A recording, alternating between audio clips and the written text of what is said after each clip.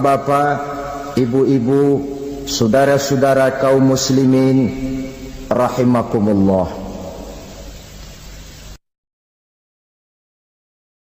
Di dalam kehidupan kita sebagai seorang muslim, minimal 5 kali dalam sehari semalam kita mendengar seruan untuk mendirikan solat yang disebut azan. Ada kalimat menarik di dalam kalimat azan itu, yakni seruan hayya 'alal falah, marilah menuju kepada keberuntungan, marilah meraih kemenangan. Seruan ini adalah kecenderungan dari setiap manusia, apapun warna kulitnya. Artinya, setiap orang dalam hidup selalu ingin meraih dan mencari kemenangan. Kemenangan akan melahirkan kepuasan batin, dan kepuasan batin memberikan kebahagiaan. Sedangkan kekalahan melahirkan penderitaan batin, dan penderitaan batin menjerumuskan seseorang di dalam berbagai bentuk kerugian. Jikalau inilah seruan azan, maka masalahnya ialah apa yang menyebabkan kita meraih kemenangan. Al-Quranul Karim memberikan tuntunan dan ajaran kepada kita bahwa orang-orang yang memperoleh kemenangan itu tidak lain adalah orang-orang yang bertakwa. Hanyalah mereka yang bertakwa kepada Allah Subhanahu wa ta'ala pada akhirnya akan tampil sebagai pemenang. Lalu siapa orang yang bertakwa itu? Dijelaskan dalam awal-awal Al-Baqarah, orang yang bertakwa yang akan meraih kemenangan. Pertama, alladzina yu'minuna bil ghaib, yaitu orang-orang yang beriman kepada yang gaib, percaya bahwa ada alam yang gaib, alam yang abstrak, alam yang tidak bisa dijangkau oleh salah satu daripada panca indera kita. Mereka percaya dan beriman kepada adanya malaikat, beriman kepada adanya iblis dan jin, beriman kepada adanya alam kubur, beriman kepada adanya alam mahsyar, beriman kepada adanya alam akhirat, beriman kepada adanya surga dan neraka. Beriman bukan cuma sekedar beriman dalam ucapan bibir saja, tetapi beriman yang nilai iman itu mampu mewarnai gerak dan gaya hidupnya. Iman yang meresap sampai ke tulang sumsum, kemudian memberikan dampak positif di dalam kehidupan manusia. Alam, kita tahu, adalah sesuatu yang selain Allah, dan Allah bukanlah alam. Apapun namanya selain daripada Allah, itu adalah alam. Alam pada hakikatnya terbagi menjadi 2. Ada alam syahadah, alam nyata, alam konkret, alam yang bisa dijangkau oleh salah satu indera kita. Kemudian ada alam ghaib, alam yang tidak bisa dijangkau oleh panca indera kita, alam metafisika, alam abstrak, alam yang wajib kita imani keberadaannya. Kita percaya bahwa malaikat itu ada, kita percaya kepada jin, bahwa jin itu ada, kita percaya kepada adanya iblis dan setan. Bukan percaya kepada iblis dan setannya, percaya bahwa iblis dan setan itu ada. Itu termasuk salah satu daripada sifat orang yang bertakwa kepada Allah. Saudara-saudara kaum muslimin rahimakumullah, kecenderungan pembangunan yang lebih bersifat materialistis biasanya menggeser aspek kehidupan rohani. Orang berpikir empiri, dan dalam pola pikir yang demikian maka alam gaib tidak lagi mendapat perhatian. Aspek kehidupan yang bersifat rohaniah malah mulai ditinggalkan. Akibatnya terjadilah kepincangan di dalam kehidupan kita. Pernah ada satu pengalaman pribadi dalam perjalanan kembali ke tanah air. Dalam pesawat di sebelah kanan saya duduklah seorang Jerman namanya Heiner Simonsen. Iseng saya ajak kenalan, saya ajak ngobrol, saya tanya dia. Saya bilang, Mas Heiner ini, kalau pesawat yang kita tumpangi ini jatuh ke bawah, kira-kira apa yang bakal terjadi, Mas? Dia bilang, kita semua akan mati. Begitu? Iya. Oke. Apa itu mati? Tanya saya. Dia bilang, untuk tahu apa itu mati, kita harus tahu lebih dahulu apa itu hidup. Saya pikir nih bule bisa ngomong juga. Baiklah kata saya. Apa hidup menurut Anda itu? Oh, hidup itu dia bilang, kalau seluruh anggota badan kita bekerja secara normal. Paru-paru memompa darah secara normal, jantung berdetak secara normal, sel-sel tubuh bekerja secara fit, dan organisme tubuh hanya mau bekerja secara normal. Dia bilang, kalau kita memberi makan yang cukup, menu yang teratur, dan gizi yang lengkap. Saya bilang, kesimpulannya apa, Ner? Dia jawab, hidup adalah dari tangan ke mulut. Life is from the hand to the mouth, kata dia. Hidup adalah dari tangan ke mulut. Jadi masalah hidup tidak lebih daripada masalah isi perut. Orang pergi pagi, pulang sore, peras keringat, banting tulang, perut yang dibelain. Saya bilang, you are wrong. Sampean salah, Ner. Kamu orang Islam bukan? Bukan. Pantas. Kenapa saya salah? Dia bilang, ya jelas salah. Salahnya di mana? Kamu ini manusia. Kalau hidup cuma dari tangan ke mulut, saya bilang, kambing di kampung saya juga begitu pikirannya, Ner. Itu kambing di kampung saya, asal perutnya kenyang, sudah hidup dia. Perkara besok bagaimana, lusa prospeknya macam mana, bulan depan ada apa, kambing nggak pernah mikir. Di kampung saya kambing juga pikirannya begitu. Kamu Kristen ya? Tadinya. Loh kok tadinya, lalu apa sekarang kamu ini? Dia bilang, sekarang saya netral. Saya tidak beragama, tapi saya percaya kepada Tuhan sebagai pencipta alam. Saya ingat benar dia bilang, I haven't any religious, but I believe to God as the creator of the world. Kenapa bisa netral begitu, Ner? Habis saya bingung katanya. Islam bilang Islam baik, Kristen bilang Kristen baik, Hindu Buddha bilang Hindu Buddha baik, semua agama baik. Saya netral sekalian, nggak beragama. Yang penting saya percaya kepada Tuhan. Saya bilang, Ner, kamu ini kayak orang mau beli celana, lalu bingung.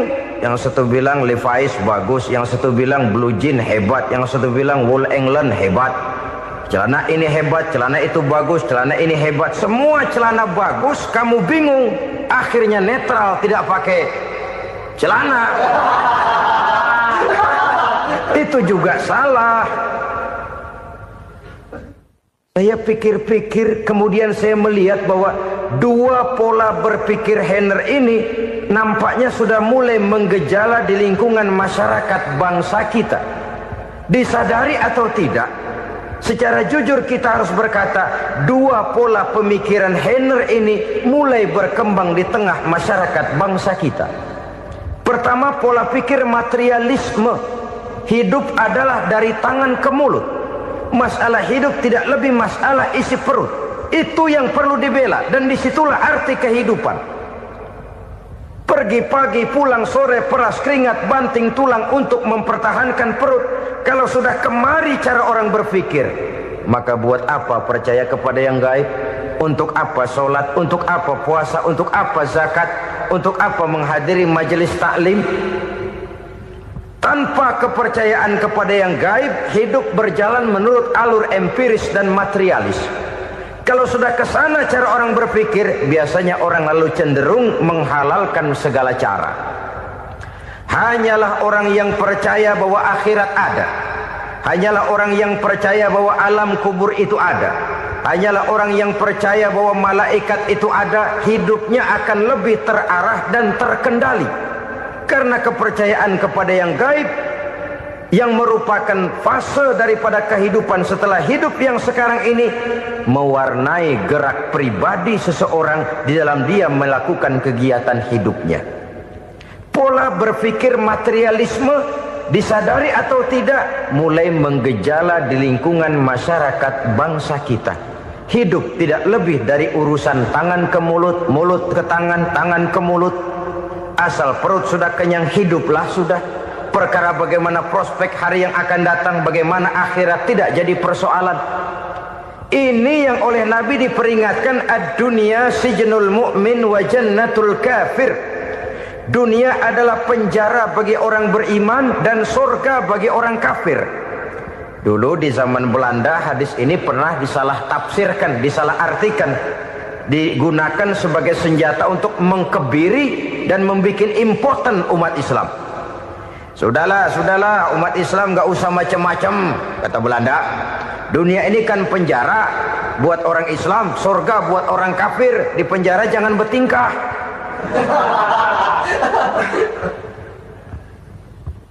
Pengertiannya tidak begitu. Dunia adalah penjara bagi orang mukmin. Artinya dalam kehidupan dunia seorang mukmin tidak bebas memperturutkan hawa nafsunya. Di penjara hawa nafsunya itu. Sebaliknya surga bagi orang-orang kafir. Buat orang kafir surgalah dunia ini. Mereka bebas memperturutkan hawa nafsunya, dilarang tidak terlarang, dicegah pun tidak tercegah. Mereka hidup menurut alur bisikan nafsu mereka sendiri. Kemudian bila ajal datang, maut merenggut nyawa, selesailah surganya sampai di situ. Maka bagi orang-orang yang tidak percaya kepada adanya akhirat, kepada adanya alam gaib, surganya sebatas umurnya. Sekali lagi, surganya sebatas umurnya. Bila umur selesai, ajal pun datang merenggut nyawa, selesailah sudah surganya sampai di situ. Alangkah pendeknya perjalanan orang-orang yang tidak percaya kepada alam gaib ini.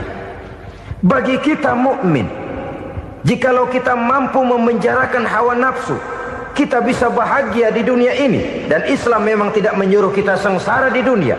Raih dunia, kejar dunia, gapai dunia sebagai alat untuk mencapai kebahagiaan di akhirat nanti.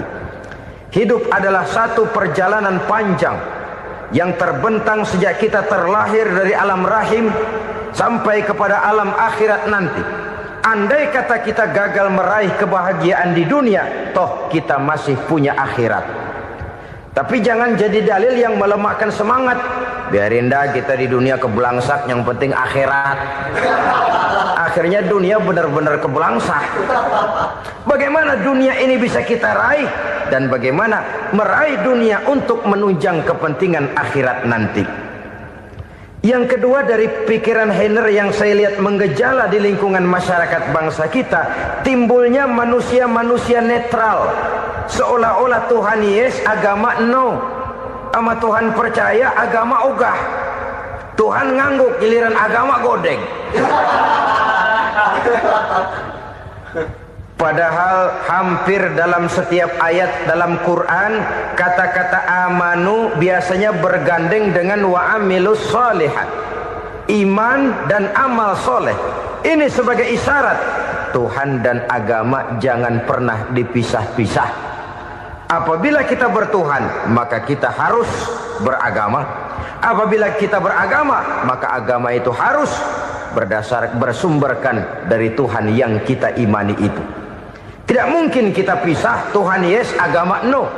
Sama Tuhan percaya tapi agama bikin sendiri. Sembayangnya cukup bengong 2 jam madep ngulon.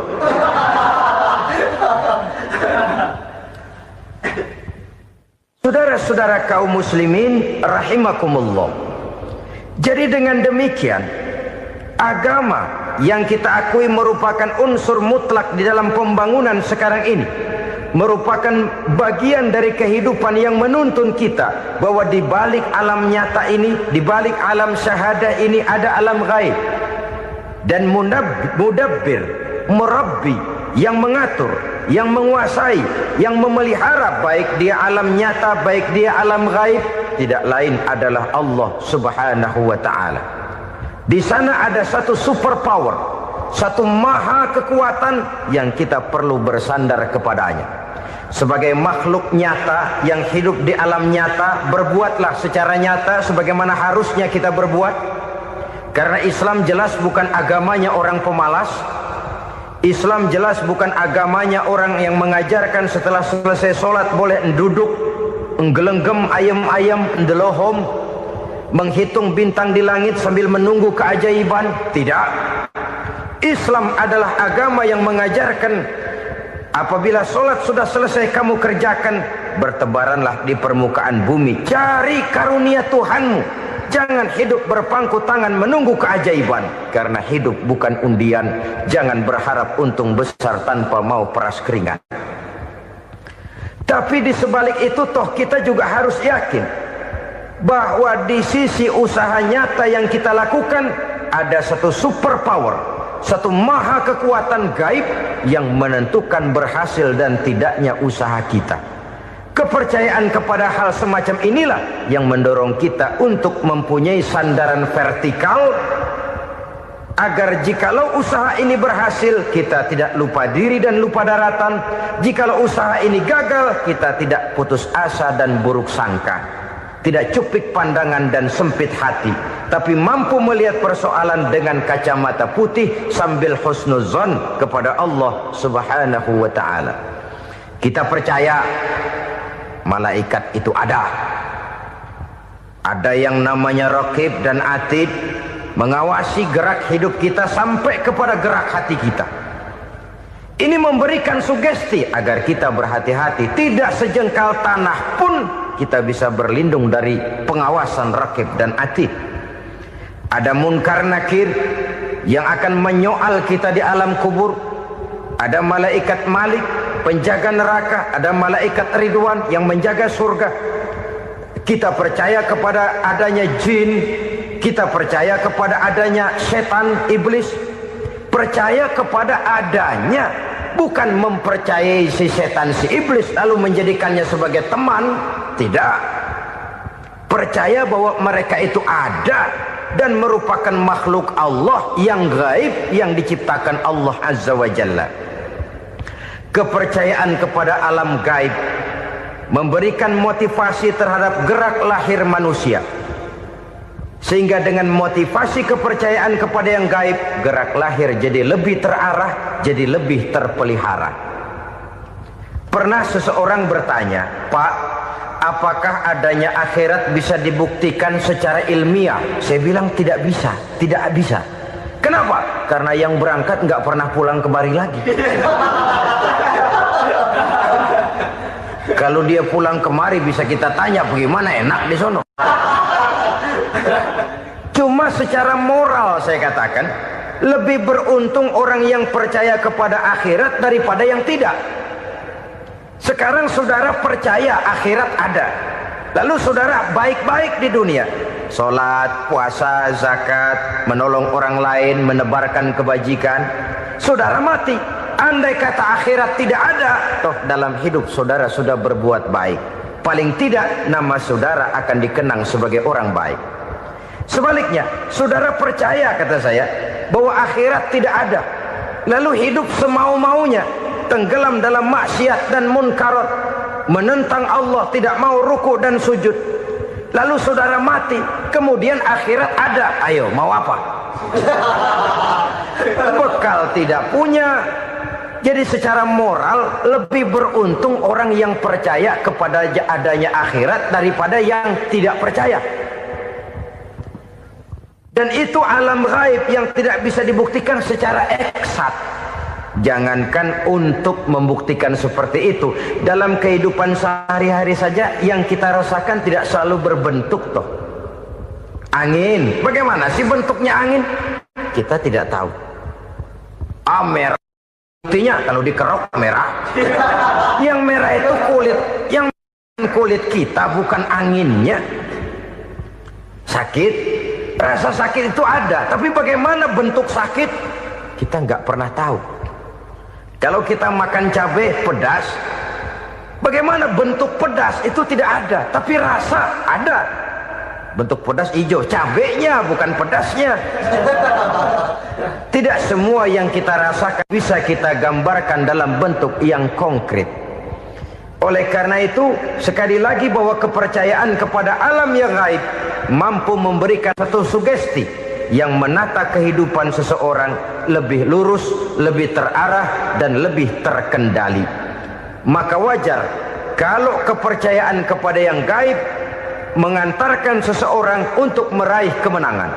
Kenapa? Dia percaya kepada yang gaib, bahwa akhirat ada, bahwa alam kubur ada, bahwa pertanggungan jawab itu ada. Maka dia lalu tidak hidup saenae udele dewe, itu loh. Tidak hidup menurut seleranya sendiri, terarah, teratur. Ini cirinya yang pertama. Orang bertakwa yang akan meraih kemenangan, mereka beriman, mereka percaya kepada yang gaib. Bahkan hal-hal konkret saja selalu berangkat dari yang gaib. Saudara-saudara, para remaja, para pemuda sekarang ini tidak pernah tahu toh siapa yang akan jadi teman hidup saudara.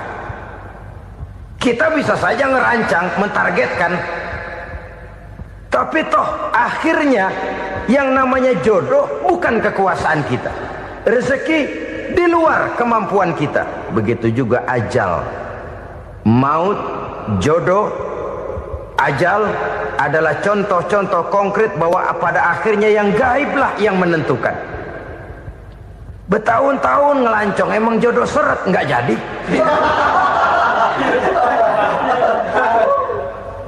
Begitu kenal baru setengah malam nginep ditangkap hansip kan. Hal-hal semacam itu kadang-kadang kita berpikir suuzon, gile, perempuannya cakep banget, lakinya rebek amat. Memang begitulah jodohnya. Memang begitulah jodohnya.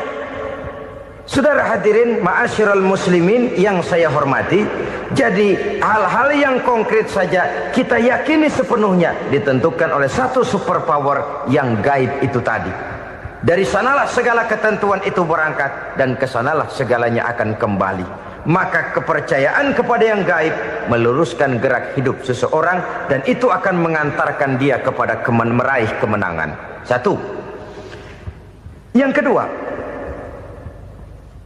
wa yuqimuna shalah. Orang bertakwa yang akan meraih kemenangan itu adalah orang-orang yang mendirikan sholat. Kenapa sholat mengantarkan orang untuk meraih kemenangan? Yang jelas, inna sholata tanha anil fahsya'i wal munkar. Sholat mampu mencegah manusia dari perbuatan keji dan munkar. Banyak filsafat hidup yang terkandung di dalam sholat ini. Sejak kita wudhu sampai kita menghadap ke arah kiblat, sampai kita melakukan gerak-gerak sholat, bacaan-bacaan yang ada di dalam sholat, lalu sampai kepada mengucapkan salam. Banyak filsafat hidup yang terkandung di dalam sholat. Umpamanya saja, setelah takbiratul ihram mulai kita dengan sholat dalam posisi berdiri, diajarkan dalam kitab-kitab fikih agar kita melihat ke arah tempat sujud. Ini kan filsafat kehidupan. Kalau kamu sholat dalam posisi berdiri, lihat tempat sujud. Jangan sholat mata jelalatan, sebab nanti bisa mengurangi kekhusyuan. Jadi wajar kalau yang dikatakan bahwa yang paling afdol adalah shaf yang di depan. Kenapa? Secara harfiah pengertiannya akan lebih mengundang kekhusyuan. Kenapa? Kalau kita di shaf paling depan di masjid umpamanya paling banter kita lihat tembok. Tapi kalau kita shaf di tengah atau di belakang, orang-orang di depan kita pun akan kelihatan. Yang bajunya loreng, yang bajunya genggang, yang bajunya macam-macam. Kita lihat, kadang-kadang kita pikirin, ada yang bajunya bolong. Kita sholat tapi dalam hati, nih orang bajunya robek yang nggak tahu apa. Ada saja hal-hal yang mengusik kekhusyuan kita. Oleh sebab itu diajarkan dalam posisi berdiri, lihat, arahkan pandangan matamu kepada tempat sujud. Ini kan filsafat kehidupan. Maksudnya apa? Kalau lagi diri lihat dong tempat sujud. Kalau udah di atas ingat dong sama yang bawah. Kalau sudah tinggi ingat dong dari mana kamu berangkat. Kalau sudah berkuasa bantu dong yang lemah. Kalau sudah kaya santuni dong yang miskin. Kalau sudah alim bimbing dong yang awam. Ini filsafat kehidupan. Dalam posisi berdiri kau lihat tempat sujud. Ini akan melahirkan kepekaan sosial di mana seseorang mau tahu kepada orang lainnya. Bagaimanapun kaya kita, tinggi pangkat dan jabatan kita, jikalau hidup hanya untuk kepentingan perut sendiri saja, rasanya belum membawa manfaat di dalam kehidupan kita. Tapi efek yang tertinggi sesungguhnya, solat mencegah manusia dari perbuatan keji dan munkar. Perbuatan keji dan munkar walaupun kelihatannya mendatangkan uang, membawa keuntungan, tapi itu keuntungan semu, keuntungan sementara. Dengan menipu orang lain kita bisa dapat untung, tapi tidak membawa berkah. Dan itu adalah kerugian besar dalam kehidupan kita. Maka untuk meraih kemenangan harus dimulai dengan membentuk kepribadian yang tegar, memiliki sandaran vertikal yang langsung kepada Allah Subhanahu wa ta'ala. Dan itu hanya bisa kita tempuh melalui jalur ibadah formal yang sudah ditentukan Allah, yakni solat yang 5 waktu. Untuk memperkuat itu ada solat-solat sunnah, rawatib, nawafil sebagai terminal-terminal kontrol cadangan untuk memelihara stabilitas temperatur batin di dalam kita berhubungan dengan zat yang maha gaib, yaitu Allah Subhanahu wa ta'ala. Orang sering bertanya, Pak, itu tetangga saya nggak sholat, duitnya nggak habis-habis, Pak. Nggak sholat tapi mobilnya tambah terus. Nggak sholat tapi usahanya makin maju. Tapi di sisi lain ada orang yang rajin sholat, rezekinya butak bener. Anaknya mana kurus, mana korengan. Saudara hadirin ma'asyiral muslimin rahimakumullah. Harus saya katakan bahwa solat memang bukan untuk cari duit. Solat adalah sandaran vertikal kita kepada Allah. Sedangkan soal rezeki itu berkaitan dengan sifat Allah maha pengasih dan maha penyayang. Allah maha pengasih, siapapun dikasih kalau mau usaha. Allah maha penyayang, tidak semua orang disayang oleh Allah Azza wa Jalla. Dan belum tentu banyak harta itu merupakan nikmat. Mungkin juga istidraj. Artinya istidraj itu dikasih tapi diambulin, kalau bahasa Betawinya itu. Dikasih tapi diambulin, itu bukan merupakan nikmat sesungguhnya, lebih merupakan azab dari Allah Subhanahu wa ta'ala.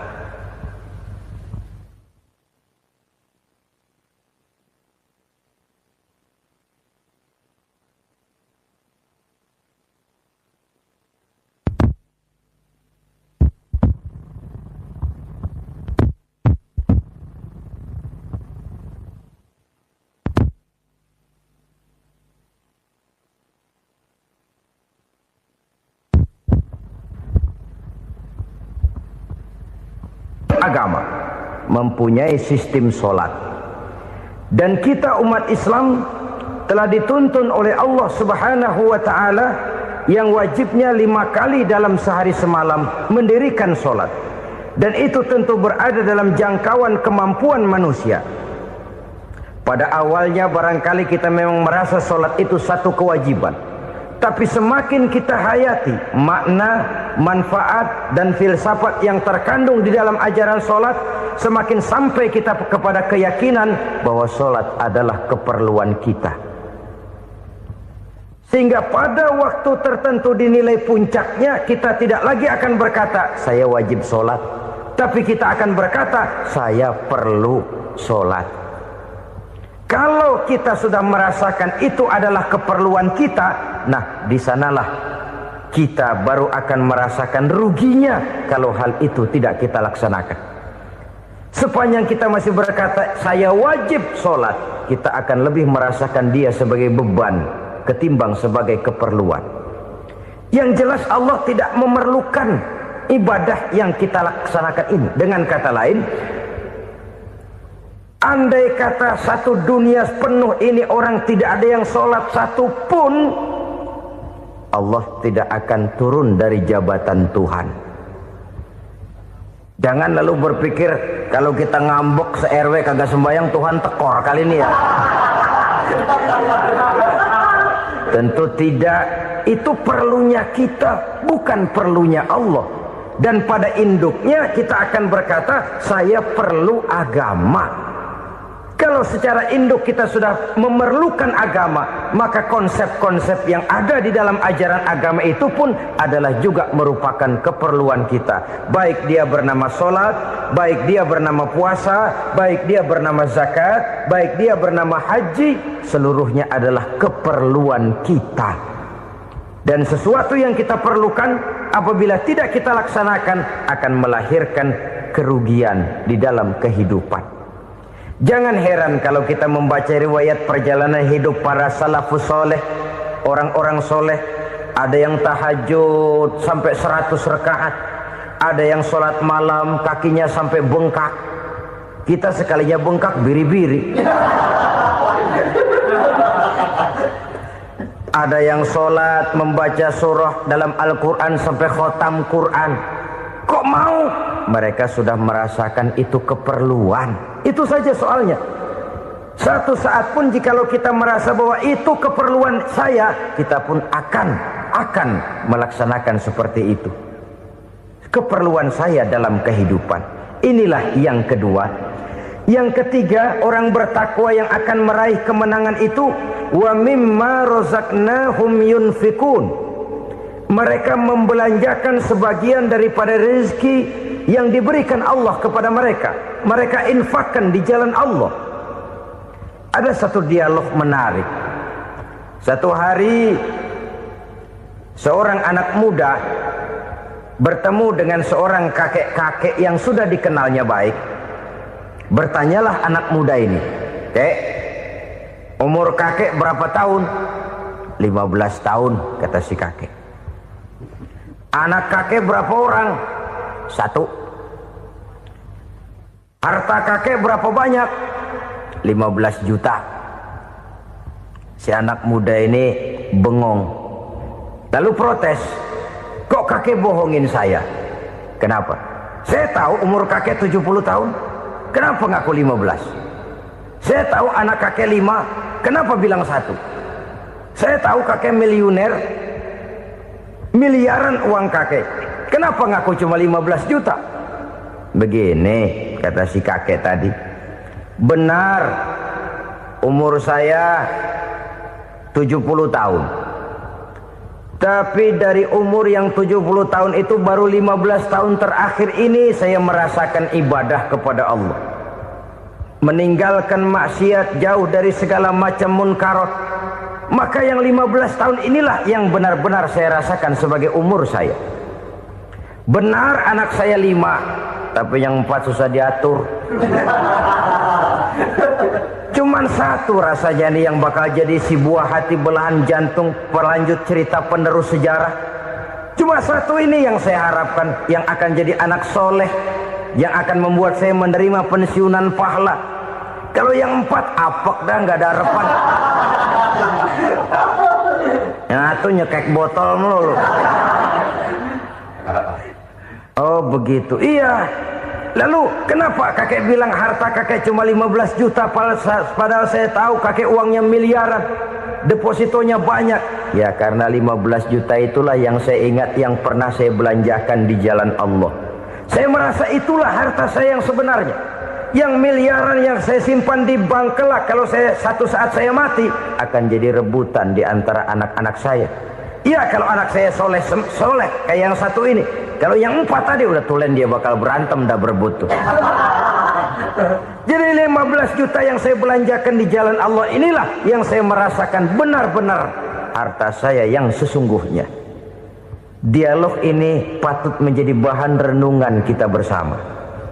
Diberikan kita umur 40, 50, 60, 70, 80. Berapa tahun dari umur yang diberikan itu yang jalan mulus, yang kita gunakan untuk melaksanakan ibadah? Banyak harta kita simpan di bank, di lemari, di dompet, di tas. Tapi berapa yang sudah kita depositokan di jalan Allah yang akan menemani kita di hari kita kembali nanti? Maka orang bertakwa yang akan meraih kemenangan, wa mimma razaqnahum yunfikun, mereka membelanjakan sebagian dari rezeki yang diberikan Allah di jalan Allah subhanahu wa ta'ala. Ma'asyiral muslimin rahimakumullah. Zahirnya memang kita memberikan kepada orang lain, tapi hakikatnya kita menyimpan untuk diri kita sendiri. Kita memberikan kepada yatim piatu 25.000. Zahirnya kita memberikan si yatim, hakikatnya kan kita cuma nyimpan. Saya berikan, titip kepadamu, ini untuk saya di akhirat. Kau boleh belikan baju, kau boleh belikan untukmu makan, kau boleh bayarkan sekolahmu. Ini untuk saya. Hakikatnya kita nyumbang masjid 1 juta, zahirnya kita berikan kepada panitia masjid, tapi hakikatnya kan cuma titip 1 juta ya, untuk saya di alam kubur nanti. Silahkan kau boleh belikan semen, ini uang, belikan besi, belikan pasir. Saya cuma sekedar titip untuk kepentingan saya. Hakikatnya kita cuma sekedar menitip. Sebagaimanapun pada hakikatnya, apapun yang kita miliki dalam kehidupan kan cuma sekedar hak guna pakai, bukan hak milik mutlak. Harta kita, rumah kita, kendaraan kita, kebun kita, pabrik kita, hak guna pakai saja. Hak milik mutlak cuma untuk Allah subhanahu wa ta'ala. Saudara-saudara kaum muslimin rahimakumullah. Ini yang ketiga. Kemudian yang keempat, orang-orang bertakwa yang akan meraih kemenangan, allazina yu'minuna bima unzila ilaika. Mereka yang beriman, mereka yang percaya kepada apa yang telah diturunkan kepadamu Muhammad, ay Al-Quran, yakni Al-Quranul Karim. Setelah percaya kepada yang gaib, mendirikan solat, kemudian menginfakkan sebagian dari rezeki yang diberikan Allah, mereka juga lalu percaya kepada yang diturunkan terhadap Nabi, yaitu tidak lain Al-Quranul Karim. Sekali lagi di sini, percaya bukan hanya sekedar percaya saja, tetapi percaya lalu menjadikan Al-Quran itu sebagai pedoman hidup. Sebab memang Al-Quran itu adalah GBHM, garis-garis besar haluan muslim. Apa yang harus kita lakukan, apa yang harus tidak kita lakukan, bagaimana mestinya kita bertingkah laku dan berbuat, seluruhnya tercantum di dalam Al-Quranul Karim. Itu sebabnya ketika satu hari Aisyah ditanya bagaimana akhlak Rasul, beliau menjawab, kana Rasulullah sallallahu alaihi wasallam khuluquhul Quran. Akhlak daripada Rasulullah tidak lain adalah Al-Quran.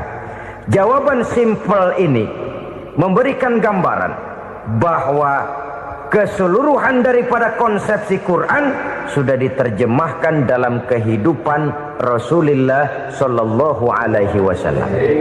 Karena kita tahu akhlak adalah keseluruhan dari gerak hidup manusia. Sejak ia berpribadi, berumah tangga, bertetangga, bermasyarakat, sampai kepada berbangsa dan bernegara, Al-Quran tetap memberikan sentuhan nilainya. Oleh karenanya, orang-orang yang bertakwa adalah orang-orang yang menjadikan Al-Quran sebagai pedoman dalam kehidupannya. Dan kita yakini Al-Quran diturunkan kepada Nabi Muhammad bukan merupakan produk Nabi Muhammad. Isi dan redaksinya langsung dari Allah subhanahu wa ta'ala. Kemudian cirinya yang kelima, orang bertakwa yang akan meraih kemenangan itu, wa ma unzila min qablika. Tidak hanya sekedar percaya kepada yang diturunkan terhadap Nabi Muhammad, yaitu Al-Quran, mereka juga percaya kepada apa yang pernah diturunkan kepada para nabi, kepada para rasul sebelum Nabi Muhammad.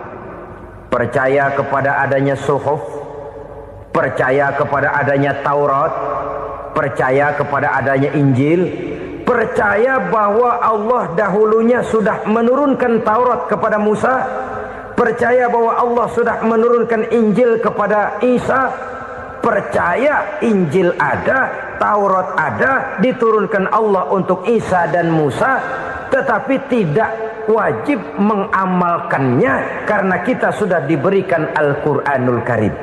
Ini yang perlu saya garis bawahi. Kita percaya Allah telah menurunkan Injil dahulu kepada Isa. Kita percaya bahwa Allah telah menurunkan Taurat dahulunya kepada Nabi Musa. Kadang-kadang ini dijadikan dalih, dikacaukan pengertiannya. Quran saja mengajarkan bahwa orang yang bertakwa harus percaya kepada Injil, maka pakailah Injil. Apalagi kalau ayat sebelumnya ditilap, dihapus, dihilangkan, Injilnya yang ditekankan, maka akan terjadilah penekanan yang salah arah. Karena salah arah akhirnya bisa merusak dan menghancurkan akidah.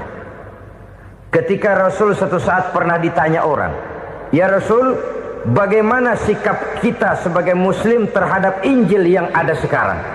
Beliau menjawab, "La tukadzibuhu jami'an wa la tusaddiquhu jami'an."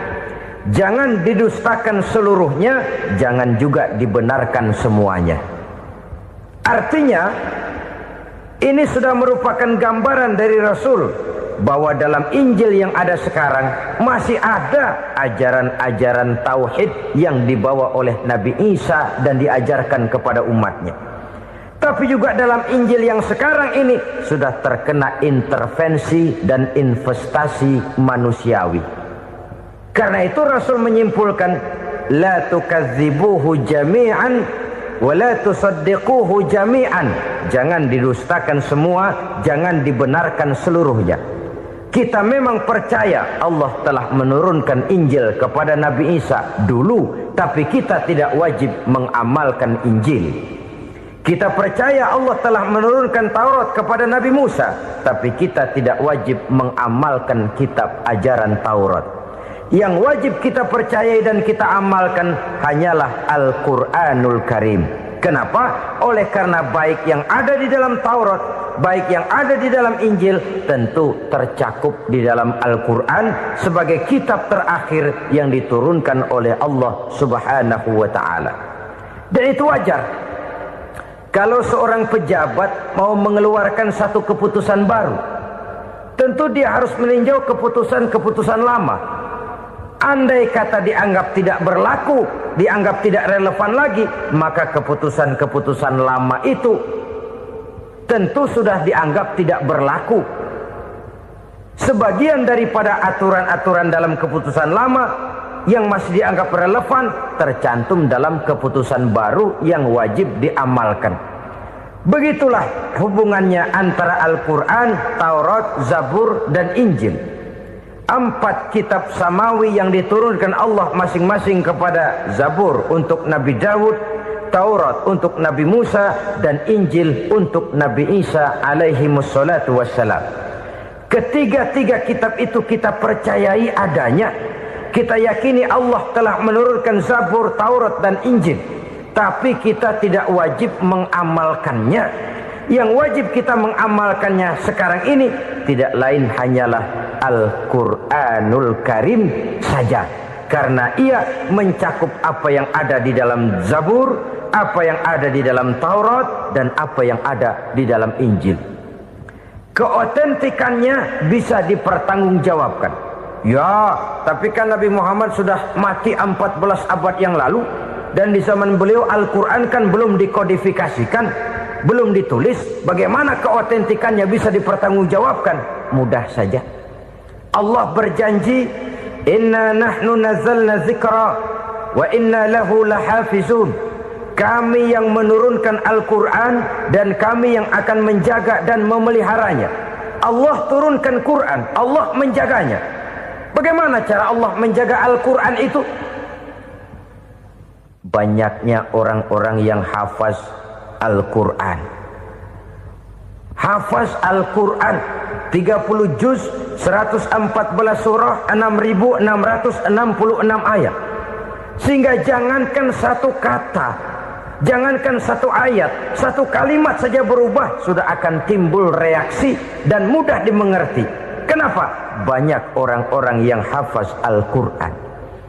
Sedangkan pada setiap akhir tahun biasanya malaikat Jibril selalu mengadakan checking terhadap ayat-ayat yang diturunkan pada waktu itu. Di zaman Nabi sendiri sudah ada usaha kodifikasi. Dan yang lebih luar biasa lagi, sampai hari ini tidak seorang pun mampu membuat satu ayat saja semacam Al-Quran. Ke bahasa manapun dia diterjemahkan, naskah aslinya tetap ikut. Rujukan dasarnya tetap ada. Berdasarkan itu, maka tidak mungkin terjadi penyelewengan terhadap atau pemalsuan terhadap ayat-ayat Al-Quranul Karim. Kesuciannya, keotentikannya, kemurniannya bisa dipertanggungjawabkan. Ma'asyiral muslimin rahimakumullah. Oleh karenanya, konsepsi dasar daripada ajaran Islam ini memang tidak lain adalah Al-Quran dan Sunnah. Isi daripada agama Islam yang merupakan iman, Islam dan ihsan, konsepsi dasarnya tidak lain adalah Al-Quran dan Sunnah Rasulullah Sallallahu Alaihi Wasallam. Maka yang kita perlukan sekarang ini adalah terjemahan Al-Quran di dalam kehidupan kita.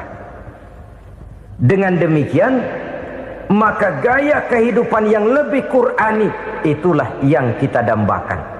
Kita perlu memang terjemahan Quran dalam bahasa Inggris, dalam bahasa Belanda, dalam bahasa Jepang, tapi yang lebih kita perlukan adalah terjemahan Quran di dalam kehidupan kita. Konsekuen, tidak memanipulasi, ringan sama kita jinjing, berat sama kita pikul. Jangan kalau lempengan ayat Quran tuh kira-kira enak diamalin, keras teriakan kita. Giliran kira-kira ayat Quran itu mukul kepala kita sendiri, diam kita. Itu ciri yang pernah disindir Allah dalam awal-awal Baqarah juga itu. Ciri beragamanya orang yang munafik. Kullama adha'a lahum masyawfih, kata Allah. Wa iza azlama alaihim qamu. Apabila terang mereka jalan, apabila gelap mereka berhenti. Artinya, kalau kira-kira di Islam nguntungin, rame-rame pada teriak Islam. Tapi ketika diminta untuk berjuang, ketika dituntut untuk berkorban, rame-rame mengundurkan diri. Nasib agama tidak ubahnya seperti daun pisang yang dikait orang di tepi jalan lantaran tak berpayung di ketika hari hujan. Manakala hujan usailah sudah, daun itu pun dicampakkan di tepi jalan, diinjak pula orang nan lalu. Artinya, orang menjadikan agama cuma sebagai lipstick, decoration only, tidak konsekuen. Hanya pada saat-saat kelihatannya Islam membawa keuntungan, rame-rame orang teriak-teriak tentang Islam. Tapi jikalau diminta berjuang, jikalau dituntut untuk berkorban, biasanya rame-rame juga mengundurkan diri. Jangan heran kalau mayoritas hitungan kita, tapi minoritas peranan kita. Kuantitas kita dalam jumlah, tapi dalam kualitas kita lebih sering jadi penonton daripada jadi pemain. Padahal itu sangat tidak boleh terjadi. Umat Islam di Indonesia harus bangkit. Umat Islam di Indonesia harus sadar akan keberadaannya. Tidak boleh hanya jadi penonton berpangku tangan. Karena memang agama kita juga mengajarkan untuk konsekuen di dalam menjabarkan ajaran-ajaran daripada agama kita. Kita sering jatuh menjadi umat yang lemah. Oleh karena kita ini tidak pandai menggalang kebersamaan yang diakibatkan tidak konsekuennya kita. Diistilahkan bahwa umat Islam di dalam menggalang kebersamaannya itu harus seperti orang main sepak bola. Saudara-saudara kan tahu orang main sepak bola itu. Orang main sepak bola, kalau pertandingan belum dimulai sih silakan saja kumpul di luar lapangan, atur strategi yang baik. Tapi kalau pertandingan sudah dimulai, turun ke lapangan hijau, jangan kumpul terus. Ada sepak bola gotong royong, mundur-mundur rame-rame, depan ke depan kumpul melulu mainnya. Kalah. Orang main sepak bola itu ya harus ada penyerang tengah, harus ada penjaga gawang, harus ada strikernya, harus ada kiri luarnya, kanan dalamnya yang jadi backnya. Posisi boleh bermacam-macam, tapi yang penting saling ngoper untuk menggolkan gawang lawan. Begitulah umat Islam ini. Boleh ada yang jadi pejabat, boleh ada yang jadi pengusaha, boleh ada yang jadi petani, silakan ada yang jadi seniman, ada yang jadi penyair, ada yang jadi artis sekalipun. Tapi kalau sudah berhasil menguasai bola, jangan lupa operannya. Operan itu yang langka. Kita ini muslim kadang-kadang kalau sudah memegang menguasai bola, kalau belum mau mampus, belum mau ngoper. Nanti kalau sudah nggak punya bola, baru mau ngoper. Kalau sudah dengar-dengar mau dekat pensiun, baru mau jihad, baru mau berjuang, baru mau ngurus pesantren. Tanda tangan sudah tidak laku, memo sudah tidak dihargai, baru mau berjuang. Kemarin kemana mas?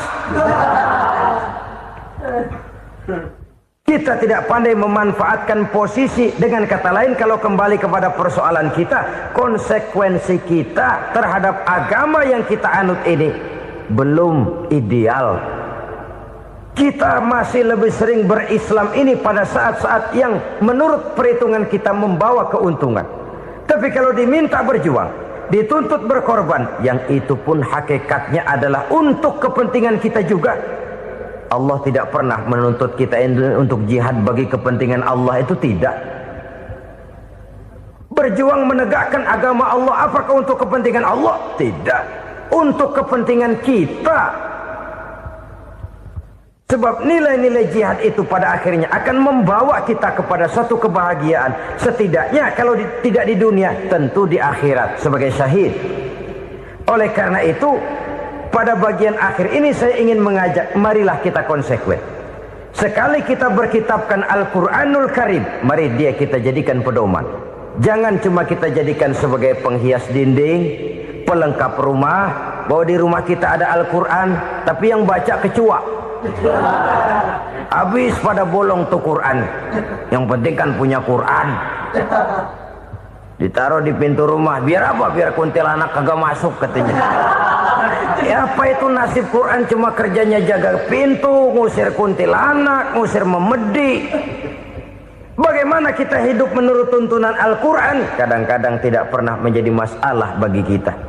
Maka bagaimanakah Al-Quran akan mungkin membawa keberkahan dalam hidup kalau ajarannya kita injak-injak dalam keseharian kita? Mewujudkan gaya hidup yang lebih Qurani, itulah yang akan kita rintis di dalam kehidupan kita. Bertahap, step by step, menurut kemampuan yang ada pada kita. Jika jalan ini tidak bisa kita selesaikan, percayalah akan ada generasi penerus yang akan melanjutkan usaha dan cita-cita mulia itu. Jadi percaya kepada Taurat, percaya kepada Injil, sekadar percaya Allah dahulunya sudah menurunkan itu. Tapi kita tidak wajib mengamalkannya. Kenapa?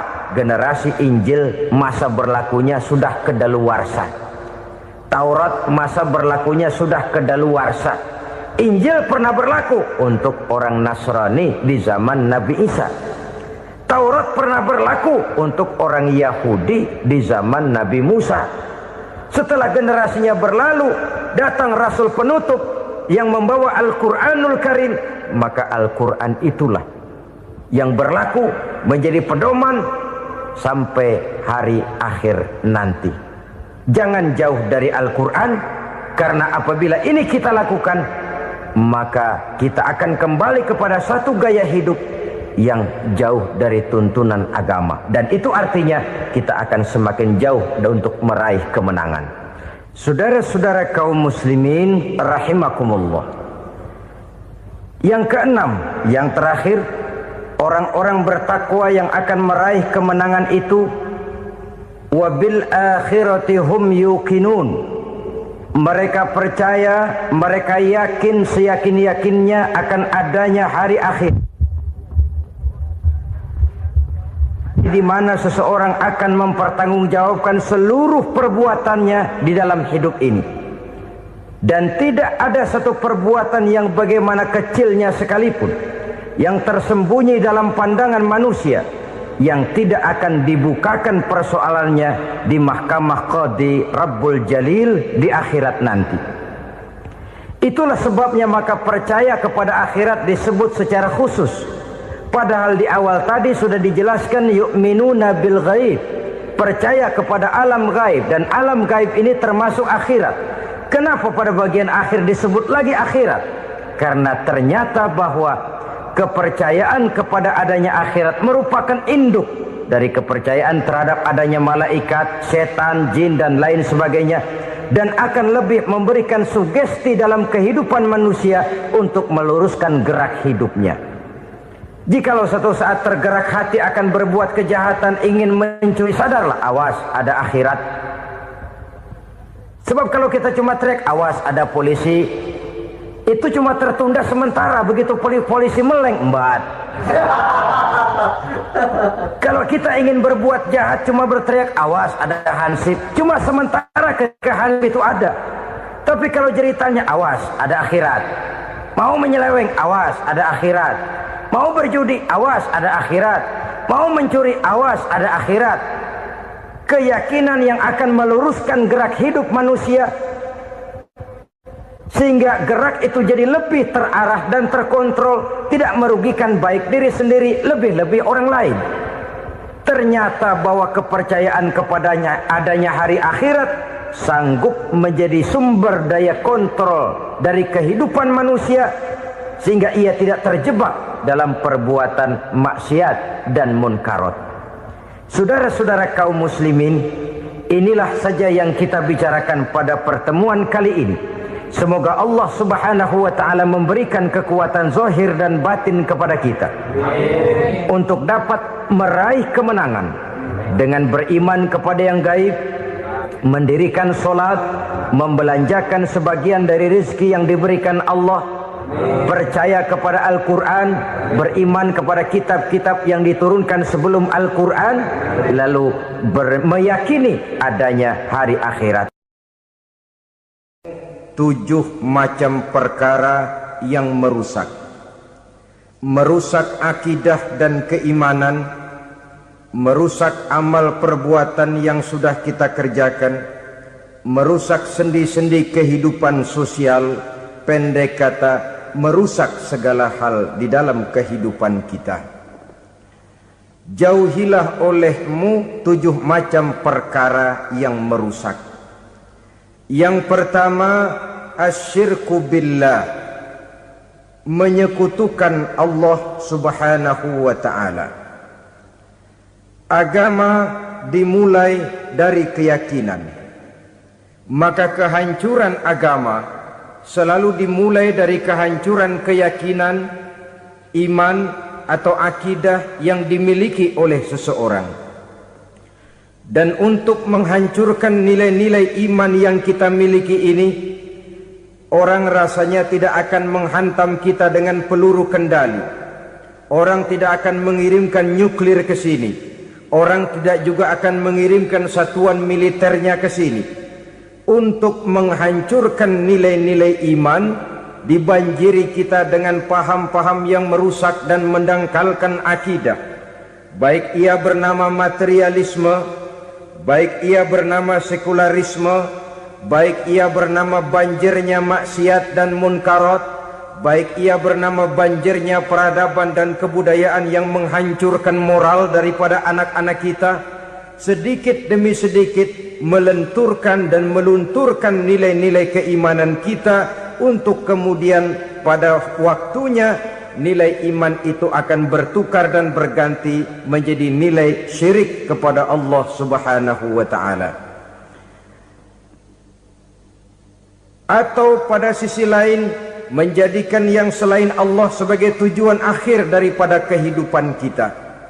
Sedangkan kita sama-sama maklum bahwa di dalam pandangan agama Islam, dosa yang tidak berampun, dosa yang terbesar, termasuk dalam kategori bapak moyangnya dosa, tidak lain adalah syirik, yakni menyekutukan Allah subhanahu wa ta'ala.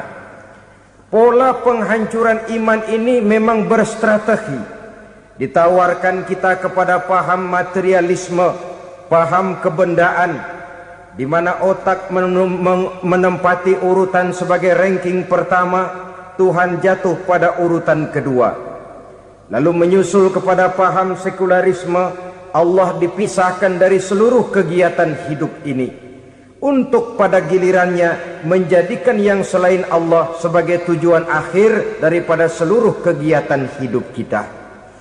Oleh karenanya, kewajiban menjaga nilai-nilai iman ini merupakan kewajiban yang mulia tetapi berat, tidak hanya untuk kita, tetapi juga bagaimana mewariskannya kepada anak-anak kita, generasi yang akan datang. Orang-orang tua bijaksana yang diceritakan di dalam Al-Quran, kalau sudah berpikir tentang anak-anaknya, pertanyaan yang paling mereka risaukan ialah, ma ta'buduna min ba'di. Anakku, kalau pada satu saat aku, ayahmu sudah tidak ada lagi di dunia ini, meninggalkan kamu semua, ma ta'buduna min ba'di, apa yang akan kamu sembah nak? Jikalau sekarang ayahmu masih mau ke masjid, masih mau melakukan rukuk dan sujud, masih beribadah menyembah Allah Subhanahu wa ta'ala, kalau orang tuamu sudah tidak ada, ma ta'buduna min ba'di, masihkah engkau mau datang ke masjid? Masihkah engkau mau rukuk dan sujud? Masihkah engkau mau menyembah Allah Subhanahu wa ta'ala? Pertanyaan ini yang dipikirkan oleh Nabi Yakub kepada putra-putranya. Pertanyaan ini yang diteruskan oleh Nabi Ibrahim kepada anak-anaknya. Pertanyaan ini yang diwariskan oleh generasi ulama'us salafus saleh kepada para generasi berikutnya.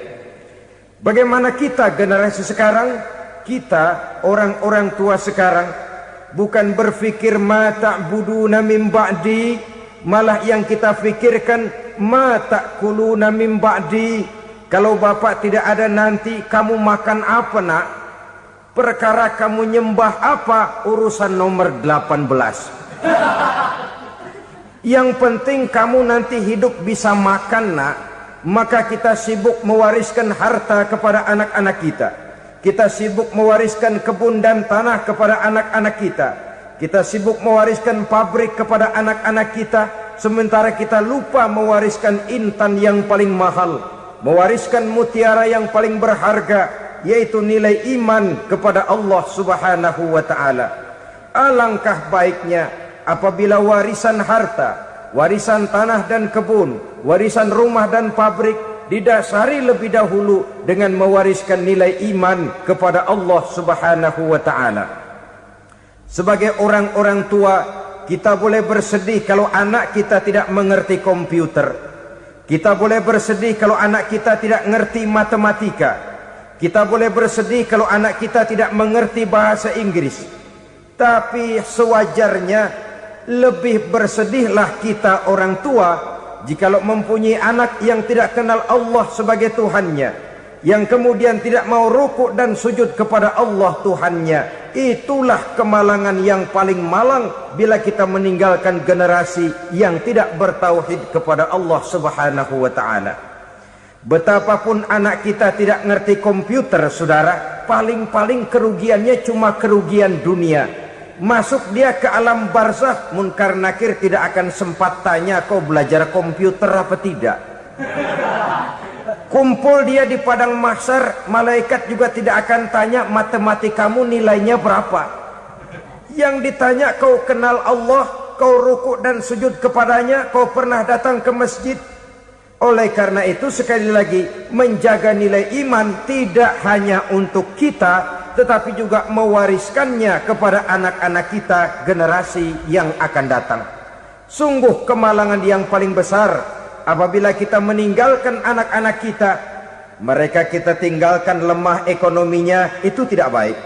Mereka kita tinggalkan lemah otaknya, itu pun akan membuat mereka tertinggal oleh yang lain. Tapi yang paling celaka, jikalau kita tinggalkan mereka dalam kondisi lemah imannya, rapuh akidahnya, tidak baik dan tidak betul keyakinan hidupnya. Oleh karena itu Nabi berpesan, jauhilah 7 perkara yang merusak. Yang pertama, syirik kepada Allah Subhanahu wa ta'ala, menyekutukan Allah baik dalam ucapan, dalam keyakinan ataupun dalam perbuatan. Ini perkara pertama yang termasuk 7 perusak besar di dalam kehidupan. Kalau sudah jatuh kita ke lembah syirik, bagaimanapun banyak kebaikan yang kita kerjakan, berjiwa sosial, bertangan pemurah, gemar menolong orang lain, kalau memang dasarnya syirik, maka seluruh kebaikan kita akan hancur, tidak akan ada nilainya dalam pandangan Allah Subhanahu wa ta'ala.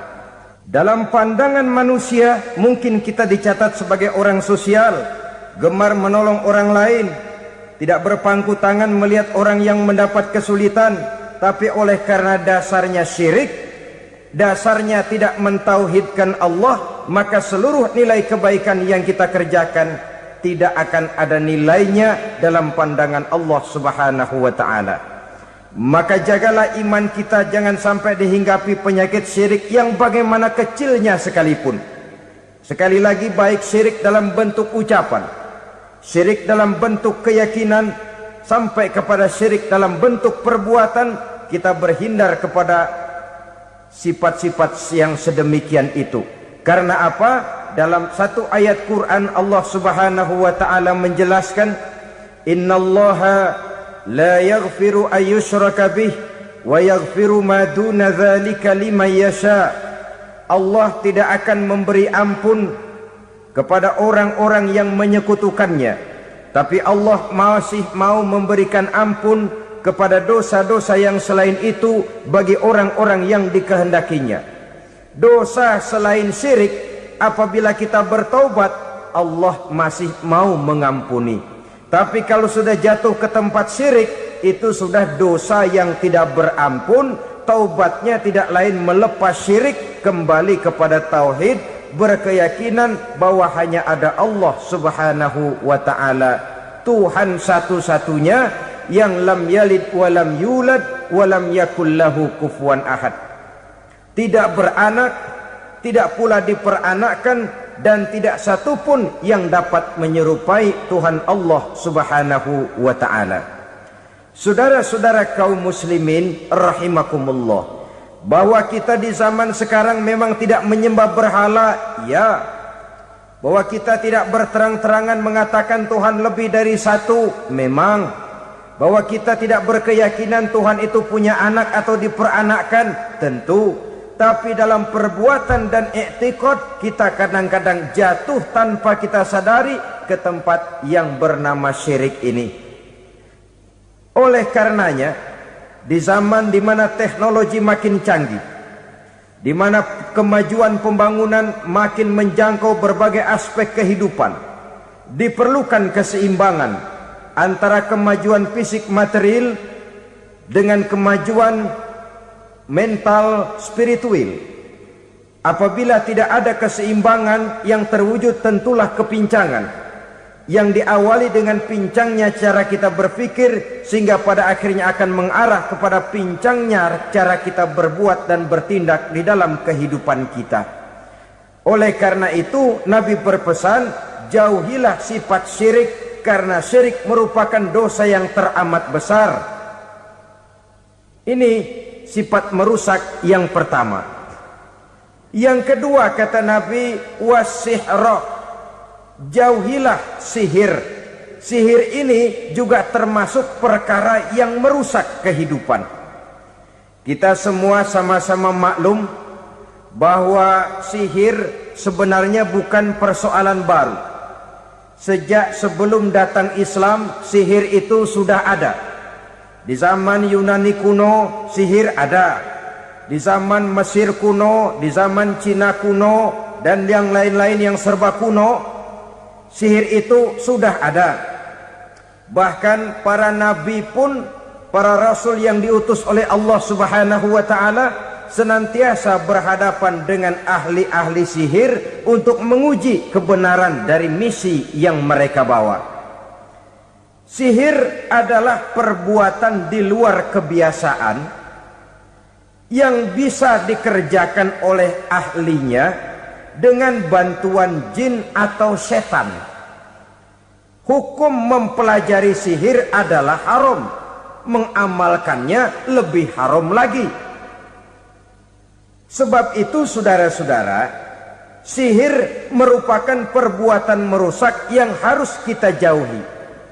Ciri-ciri daripada perbuatan sihir, pertama, ia mengandung tipuan, bayangan khayal. Di zaman Nabi Musa misalnya, orang melihat tambang-tambang itu seperti ular. Nabi Musa melayangkan tongkatnya menjadi ular-ular besar yang memakan ular-ular kecil ciptaan tukang-tukang sihir Fir'aun tadi. Lalu sihir bisa terjadi dengan bantuan jin kafir atau setan. Kemudian ciri yang ketiga, sifatnya halus dan tersembunyi. Taruh kata ada seorang ahli sihir yang mempergunakan ayat-ayat Quran sebagai jompa-jampe, sebagai baca-bacaan, itu cuma sekedar kedok. Tujuannya tidak lain menjadikan agama sebagai ketok untuk membenarkan cara yang dimurkai oleh Allah Subhanahu wa ta'ala. Satu hadis yang diriwayatkan oleh Imam Bazar dan Tabrani, Nabi berpesan, "Laisa minna man tatayyara lahu au takahhana au tukuhhina lahu au sahira lahu." Tidak termasuk ke dalam golonganku, kata Nabi. Tidak termasuk umatku. Siapa mereka? Man tatayyara lahu, orang yang bertatoyur. Apa tatoyur itu? Dari kalimat toyaro, artinya terbang. Toir biasa diartikan dengan burung. Tatoyaro percaya kepada suara-suara burung. Man tatayyara lahu, mempercayai, meyakini dengan benar-benar kepada suara beburungan. Kan suka ada itu, nah bunyi burung tuh, maling liwat. Maling liwat. Burung bunyi, maling liwat. Itu termasuk tatayyara lahu, percaya kepada suara burung. Kan aneh kalau suara orang nggak dipercaya, suara burung malah dipercaya. Ada ustadz ceramah, kiai ngaji, nggak mau didengerin, burung dengerin bener. Nah, suaranya dari sebelah mana? Belah kulon. Nah, itu tandanya ano. Habis dihitung-hitung, itu termasuk tatayyara lahu. Au takahana, atau bertenung, au tukuhina, atau minta ditenungkan, au sahirolahu, atau melakukan perbuatan sihir atau minta disihirkan. Laisa minna, tidak termasuk ke dalam golonganku, kata Nabi. Sehingga dengan demikian saudara-saudara, menghadapi sihir dengan sihir sekalipun termasuk perbuatan yang tidak diajarkan oleh agama. Kita kan mempelajari sihir untuk jaga diri, tidak apa-apa. Yang dilarang mengamalkannya, dilarang juga mempelajarinya. Sebab orang kalau sudah mengetahui, biasanya lalu terangsang untuk mencoba. Kalau percobaannya berhasil, biasanya terangsang untuk coba lagi dan coba lagi. Pada akhirnya ketagihan, lalu beralih menjadi profesi, apalagi itu nanti bisa mendatangkan hasil uang. Saudara-saudara kaum muslimin rahimakumullah, kita manusia makhluk nyata, kita hidup di alam nyata, terikat oleh sunnatullah, causality. Oleh karenanya bagi kita keyakinan yang penuh, keikhlasan di dalam bertuhankan Allah, penyerahan diri sepenuhnya hanya kepadanya, itu sudah merupakan obat penangkal yang sangat ampuh agar kita tidak terkena penyakit-penyakit yang dibuat oleh setan dan para pembantunya. Sehingga beberapa ayat Quran mengajarkan, misalnya a'udzu bikalimatillahi tammati min syarri ma khalaq, atau bismillazi la yadurru ma'asmihi syai'un fil ardi wala fis sama, dengan menyebut nama Allah yang tidak bisa mendatangkan bahaya sedikit pun, dari baik yang datang dari langit maupun yang datang dari bumi. Jiwa yang kosong dari keyakinan yang penuh kepada Allah, jiwa yang penuh was-was dan ragu-ragu, itu yang mudah terserang oleh penyakit-penyakit yang dikerjakan oleh para tukang-tukang sihir, yaitu oleh setan dan seluruh para pembantunya. Kemudian hadis kedua yang diriwayatkan oleh Imam Ibnu Hibban, Nabi bersabda, la yadkhulul jannata mudminu khamrin wala mu'minu bisihrin wala qati'u rahmin. Tidak masuk surga. Ini Nabi yang bilang, tidak masuk surga. Siapa itu? Pertama, mudminu khamrin, orang yang berkekalan dalam mabuk. Selalu mudminun itu sudah menjadi perbuatan rutinnya, tidak kapok-kapoknya, teler seumur hidup. Mudminu khamrin, tidak masuk surga orang yang selalu bermabuk-mabukan. Yang kedua, wala mu'minu bisihrin, orang mukmin tapi main sihir. Ini juga oleh Nabi diperingatkan, tidak akan masuk surga orang mukmin tapi suka main sihir. Wala qati'u rahmin, dan tidak juga orang yang memutuskan silaturahmi. Tiga macam manusia yang diperingatkan Nabi tidak akan masuk surga: orang yang selalu mabuk, orang mukmin yang main sihir, dan orang yang memutuskan silaturahmi. Saudara-saudara kaum muslimin rahimakumullah. Lalu orang berkata, kenapa dilarang kita bersihir? Padahal Rasul sendiri kan punya mukjizat. Nah, kita memang harus membedakan antara mukjizat dengan sihir.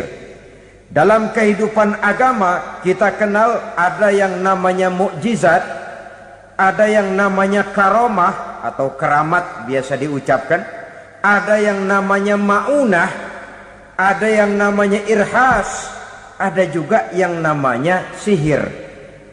Kesemuanya ini berbeda, saudara-saudara.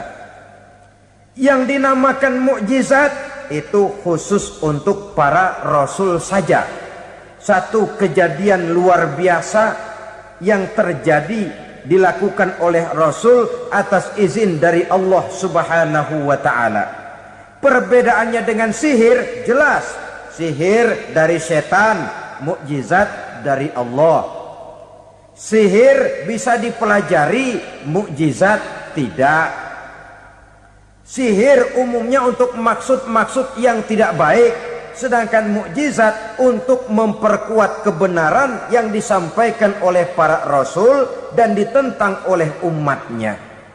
Bahkan kafir Quraisy dahulu menganggap orang-orang ahli sihir itu berada dalam satu posisi yang hina, sehingga mereka mengatakan dan menuduh Nabi Muhammad sebagai tukang sihir. Tuduhan sebagai tukang sihir adalah tuduhan yang sangat aib dan hina. Di tengah masyarakat kufar jahiliyah, kedudukan tukang sihir dipandang sebagai kedudukan yang hina, sehingga mereka mengejek Nabi dengan sebutan tukang sihir. Jadi mukjizat hanya untuk Rasul saja.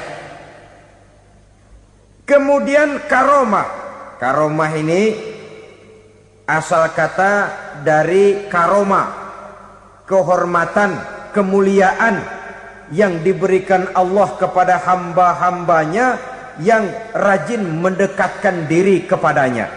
Oleh karena ketekunannya melaksanakan ibadah, Allah memberikan keistimewaan kepada orang itu, yang dengan keistimewaannya dia bisa mengerjakan yang tidak bisa dikerjakan oleh orang lain.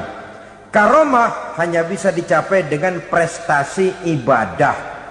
Kalau sihir, mau ibadah apa enggak, asal dia belajar, bersatu dan berteman dengan setan, memenuhi persyaratan-persyaratan setan, biasanya lalu bisa. Sedangkan karomah tidak mungkin terwujud tanpa orang mendekatkan diri sedekat-dekatnya kepada Allah Subhanahu wa ta'ala. Bapak, ibu-ibu, saudara-saudara kaum muslimin rahimakumullah. Di dalam kehidupan kita sebagai seorang muslim, minimal 5 kali dalam sehari semalam kita mendengar seruan untuk mendirikan solat yang disebut azan. Ada kalimat menarik di dalam kalimat azan itu, yakni seruan hayya 'alal falah, marilah menuju kepada keberuntungan, marilah meraih kemenangan. Seruan ini adalah kecenderungan dari setiap manusia, apapun warna kulitnya. Artinya, setiap orang dalam hidup selalu ingin meraih dan mencari kemenangan. Kemenangan akan melahirkan kepuasan batin, dan kepuasan batin memberikan kebahagiaan. Sedangkan kekalahan melahirkan penderitaan batin, dan penderitaan batin menjerumuskan seseorang di dalam berbagai bentuk kerugian. Jikalau inilah seruan azan, maka masalahnya ialah apa yang menyebabkan kita meraih kemenangan. Al-Quranul Karim memberikan tuntunan dan ajaran kepada kita bahwa orang-orang yang memperoleh kemenangan itu tidak lain adalah orang-orang yang bertakwa. Hanyalah mereka yang bertakwa kepada Allah Subhanahu wa ta'ala pada akhirnya akan tampil sebagai pemenang. Lalu siapa orang yang bertakwa itu? Dijelaskan dalam awal-awal Al-Baqarah, orang yang bertakwa yang akan meraih kemenangan. Pertama, allazina yu'minuna bil ghaib, yaitu orang-orang yang beriman kepada yang gaib, percaya bahwa ada alam yang gaib, alam yang abstrak, alam yang tidak bisa dijangkau oleh salah satu daripada panca indera kita. Mereka percaya dan beriman kepada adanya malaikat, beriman kepada adanya iblis dan jin, beriman kepada adanya alam kubur, beriman kepada adanya alam mahsyar, beriman kepada adanya alam akhirat, beriman kepada adanya sorga dan neraka. Beriman bukan cuma sekedar beriman dalam ucapan bibir saja, tetapi beriman yang nilai iman itu mampu mewarnai gerak dan gaya hidupnya. Iman yang meresap sampai ke tulang sumsum, kemudian memberikan dampak positif di dalam kehidupan manusia. Alam, kita tahu, adalah sesuatu yang selain Allah, dan Allah bukanlah alam. Apapun namanya selain daripada Allah, itu adalah alam. Alam pada hakikatnya terbagi menjadi dua. Ada alam syahadah, alam nyata, alam konkret, alam yang bisa dijangkau oleh salah satu indera kita. Kemudian ada alam ghaib, alam yang tidak bisa dijangkau oleh panca indera kita, alam metafisika, alam abstrak, alam yang wajib kita imani keberadaannya. Kita percaya bahwa malaikat itu ada, kita percaya kepada jin, bahwa jin itu ada, kita percaya kepada adanya iblis dan setan. Bukan percaya kepada iblis dan setannya, percaya bahwa iblis dan setan itu ada. Itu termasuk salah satu daripada sifat orang yang bertakwa kepada Allah. Saudara-saudara kaum muslimin rahimakumullah, kecenderungan pembangunan yang lebih bersifat materialistis biasanya menggeser aspek kehidupan rohani. Orang berpikir empiri, dan dalam pola pikir yang demikian, maka alam gaib tidak lagi mendapat perhatian. Aspek kehidupan yang bersifat rohaniah malah mulai ditinggalkan. Akibatnya terjadilah kepincangan di dalam kehidupan kita. pernah ada satu pengalaman pribadi. Dalam perjalanan kembali ke tanah air, dalam pesawat di sebelah kanan saya duduklah seorang Jerman, namanya Heiner Simonsen. Iseng saya ajak kenalan, saya ajak ngobrol, saya tanya dia. Saya bilang, Mas Heiner ini, kalau pesawat yang kita tumpangi ini jatuh ke bawah, kira-kira apa yang bakal terjadi, Mas?